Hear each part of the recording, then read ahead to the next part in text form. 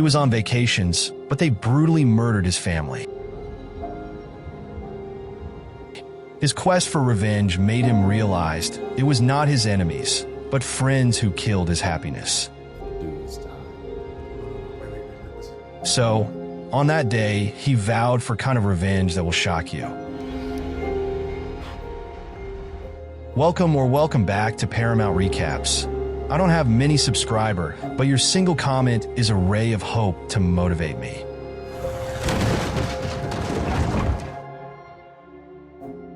The film kicks off with some U.S. Navy SEALs crashing onto the scene, taking out a bunch of insurgents like they're cleaning up a messy garage. They're on a mission to hunt down someone while navigating through the wreckage of a building and the chaotic streets of Aleppo. After clearing out the building, Agent Ritter shows up. Think of him as the guy who always brings bad news, telling them to rescue a CIA hostage held by the Syrian government. John Kelly, the team leader, decides it's time to move the squad to another area, probably because staying put is so last season. They launch an assault on a suspected hideout and manage to rescue the hostages like heroes in a movie, just without the cheesy background music. Once the mission wraps up, John checks the pockets of a dead Syrian soldier. Ritter, sounding like a parent trying to rush their kid out the door, urges him to drop it and get out of there fast. But just as they're leaving, a Russian unit fires an RPG at them. It's like the universe said, "Surprise! You thought you were done." Kelly and his team quickly regroup, realizing they've stumbled into a Russian arms depot instead of a safe zone for the Syrian troops. Talk about a party foul. During the intense firefight, they manage to escape to the roof where a chopper is waiting, probably thinking it's their Uber. Once they're aboard, Kelly unloads on Ritter, blaming him for the deaths of his men at the hands of the Russians. They blow up the building in dramatic fashion, and it's all very action movie chic. Fast forward a bit, and one of Kelly's retired teammates gets hit by a van outside his house. The other one gets gunned down on the street by some unknown attackers. Apparently, the retirement plan for these guys included more than just golf, fishing. That night, while Kelly and his wife are winding down for bed, he leaves her to crash on the sofa with snacks and some tunes. It's the classic, let me binge watch while you get some sleep scenario. But soon his laptop dies, and he realizes the power's out. Hearing footsteps and a door creaking, he grabs his revolver like it's a remote control and follows the sounds. He finds that several intruders have broken into his home, proving that not even a Navy SEAL's house is safe anymore. They end up killing his pregnant wife while he takes them out one by one. Just when he's about to finish off the last one, he gets shot and wounded. Talk about bad timing. It's like waiting for the perfect moment to pop the question and then realizing you're being robbed instead. Kelly crawls into his bedroom only to find his wife lifeless. He's taken to the hospital, where waking up feels less like a miracle and more like a bad hangover. After some time, he finally wakes up to find his Navy SEAL captain, Karen Greer, at his bedside. She informs him about the murders of his wife and two former comrades. It's the kind of news that makes you want to throw your hospital food at the wall. She also mentions that security measures are being put in place for the remaining SEAL team members, because let's face it, they're not exactly having a picnic. Kelly insists that the attackers weren't just random criminals. They were professionals who had targeted him on purpose, like they were waiting for the perfect time to ruin his day. He asks Karen for their identities,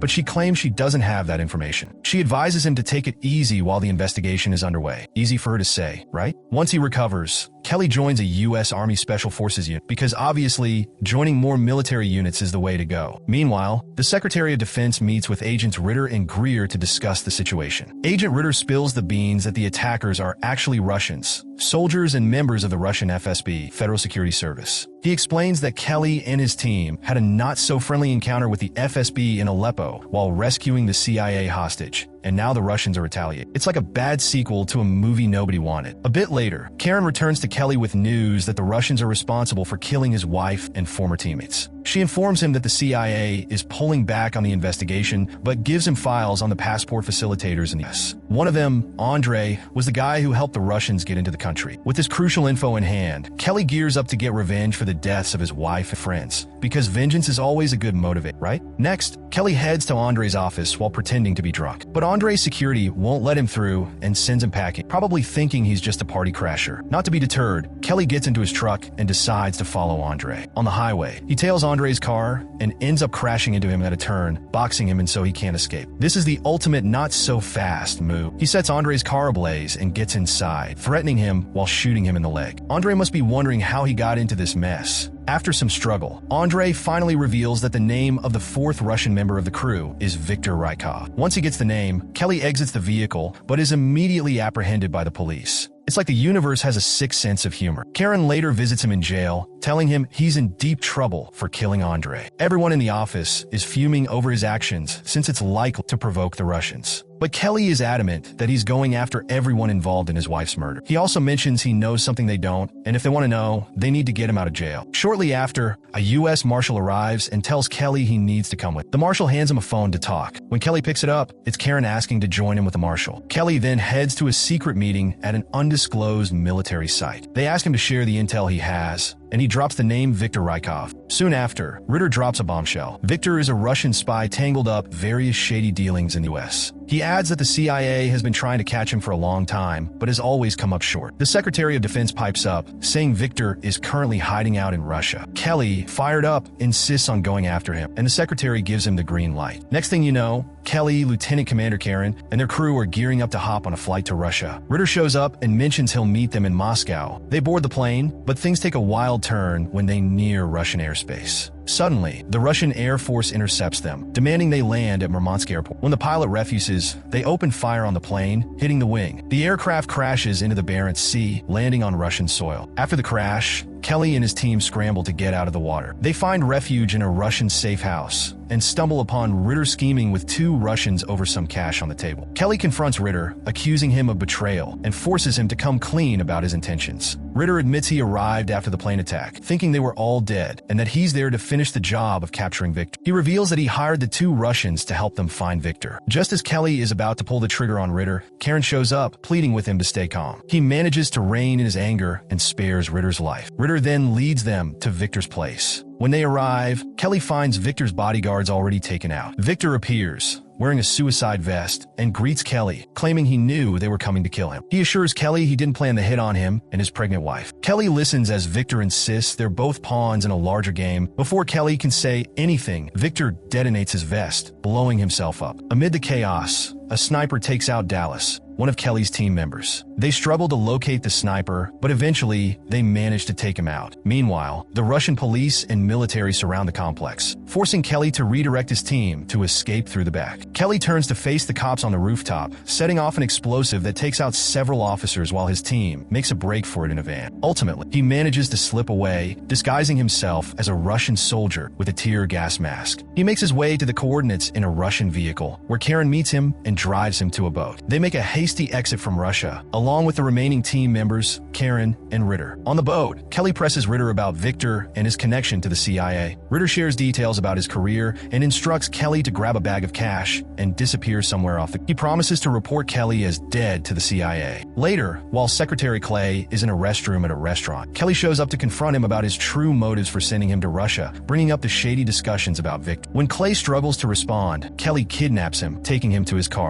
He threatens to harm Clay's family if he doesn't spill the truth. Clay finally comes clean about why he assigned Kelly the mission. He suggests that keeping U.S.-Russian relations tense could help the economy by uniting the American people against a common enemy, Russia. He admits that he and his team were merely bait in a setup to get everyone in one place to wipe each other out without implicating the governments. During this tense conversation, Kelly drives the car into a river, drowning himself and Secretary Clay. Karen jumps in and pulls Kelly out of the water. Later, Kelly hands over a recording of Clay's confession to the CIA. Karen drops him off at an airport, giving him a new passport and urging him to start fresh under a new name. She tells him not to forget about her.